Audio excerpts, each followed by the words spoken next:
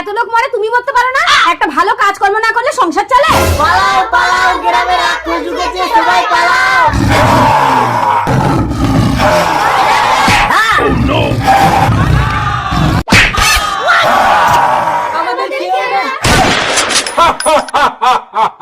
আমার ভয়ে সবাই গ্রাম ছেড়ে পালিয়ে যাচ্ছে।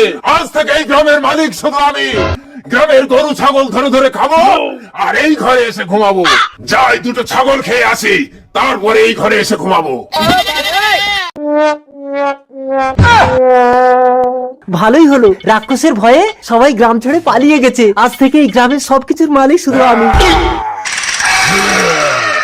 তো বাবা গো, এই তো সে রাক্ষস। ঘরে ঢুকে যাই। এই কে রে আমার ঘরে? তুই কে? আমি রাক্ষস। আমি খাক্ষস। খাক্কস সে আবার কি জন্তু?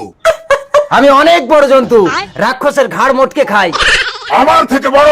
কই দেখি খাক্কস, থুতু ফেলতো দেখি তোর কতটা থুতু। এই পড়েছে, আমি রাক্ষসের মতো অতটা থুতু ফেলবো কি করে? হ্যাঁ, এই বালতির ফ্যানটা উঁচু থেকে ঢেলে দেই, তাহলে রাক্ষস ভাববে এটাই আমার থুতু। এতটা থুতু? তার মানে তো খাক্কস অনেক বড় জন্তু। কই দেখি খাক্কস, তোমার লেজটা বার করো তো। চেটেলে মন্টু, এবার আমি রাক্ষসের মতো লেজ কোথায় পাবো? হ্যাঁ, এই ঘরের খুঁটিটা খুলে গলিয়ে দেই। এত মোটা আর এত শক্ত লেজ খাক্কসের। এবার বুঝতে পেরেছো তো আমি কত বড়? দেখি রাক্ষস, এবার তোমার লেজটা গলাও তো। এই তো আমার লেজ খাক্কস দাদা। এইবারে রাক্ষস, তোমার লেজে কামড়ে আমি তোমাকে উচিত শিক্ষা দেবো।